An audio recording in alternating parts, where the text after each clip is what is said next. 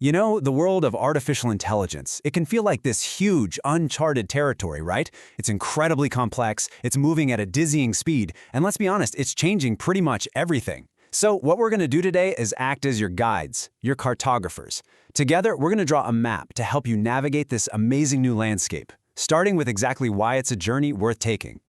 So why even bother exploring this landscape? What's the big deal? Well, this quote right here, it gets straight to the heart of it. Look, the real game changer here isn't just about making machines smarter. It's about the ability to deploy that intelligence at a massive, almost unimaginable scale, making it available to billions of people instantly. That potential, that is what makes this whole thing so incredibly exciting. All right, so let's get down to brass tacks. What even is AI when we talk about it? At its heart, the idea is actually pretty simple. It's the big, broad umbrella term for the entire field dedicated to building machines that can do things that normally require human intelligence. You know, things like solving problems, learning from experience, even understanding language. It's the whole effort to create intelligence that isn't biological. Okay, now that we've got our starting point, it's time to actually draw that map. We're going to start with a really high-level view just to get a feel for how all the major territories of AI fit together. Getting this part right is the key to not getting lost later on. The easiest way to think about this is like a real map. Artificial intelligence, or AI, is the entire continent. It's the whole big idea. Now, inside that continent is a very large, very important country called machine learning. This is the place where we stop telling machines what to do step by step, and instead, we teach them how to learn from data. And then deep inside that country, you've got this super advanced, bustling city called deep learning. This is where things get really cool, using these complex structures called neural networks inspired by our own brains to tackle the toughest problems. This whole continent, country, city structure is so important to remember. So, we've got the borders of our map sketched out. Now let's zoom in and actually explore the different territories. I mean, how do these machines actually learn? Turns out there are a few main ways they do it, and each one is pretty unique.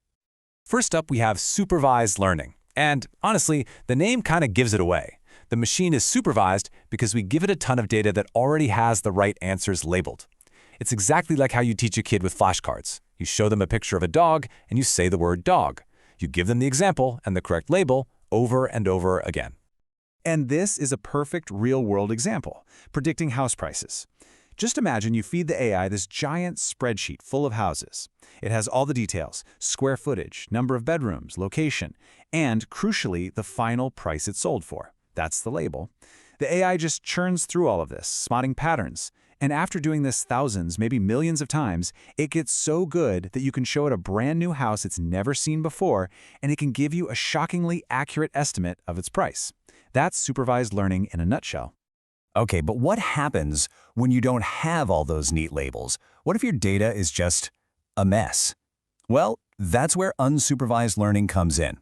Think of it like a detective showing up to a crime scene with a room full of clues but no idea what crime was even committed. Their job isn't to find a specific suspect, it's to just sort through the chaos and find patterns, to group related clues together. And wow, this is where you really see the business power of this approach. A company can just dump all of its customer data into an unsupervised model. Age, what they buy, where they live, with zero labels. The AI just dives in and starts finding natural groups or clusters all on its own. It might discover a group of high-income, low spenders or weekend bargain hunters. The company might not have even known these specific groups existed, but now, boom, they can create laser-focused marketing campaigns just for them. All right, our third and final learning method is reinforcement learning. And this one, it's all about learning by doing. The analogy here is perfect. It's just like training a pet. When your dog does a trick correctly, it gets a treat. That's a reward. When it does something wrong, it gets a firm no. That's a penalty. Through endless trial and error, it learns to perform the actions that get the most treats. So a classic example is teaching a robot to navigate a maze. At first, it just moves around randomly, bumping into walls, penalty, and occasionally stumbling closer to the exit, reward.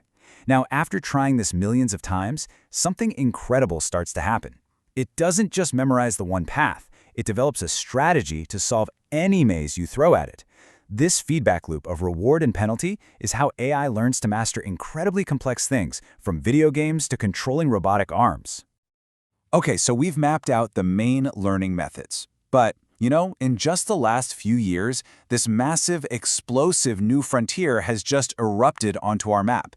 And that, of course, is generative AI. This is the stuff that's been grabbing all the headlines, powering tools like ChatGPT. So what's the big deal? What does generative even mean? This is probably the most important distinction to grasp. See, most of the AI we used in the past was what we'd call discriminative. It sorts and classifies things. It just makes a decision. Is this email spam or not spam? Is this a picture of a cat or a dog? Generative AI, on the other hand, doesn't just sort things. It creates new things. You don't just ask it to classify an email, you ask it to write a brand new one from scratch. That's the mind-blowing difference. Now, this didn't just pop up overnight, but man, the speed at which it's moving is just staggering. A huge turning point was back in 2017. Researchers at Google invented something called the transformer. This was the secret sauce, a revolutionary new way for AI to not just see words, but to understand the relationships and context between them. And it set the stage for the explosion we all saw in 2022 when OpenAI dropped ChatGPT on an unsuspecting world. Okay, so no map is complete without knowing who lives there, right? Who are the major players building the cities and paving the roads in this new world?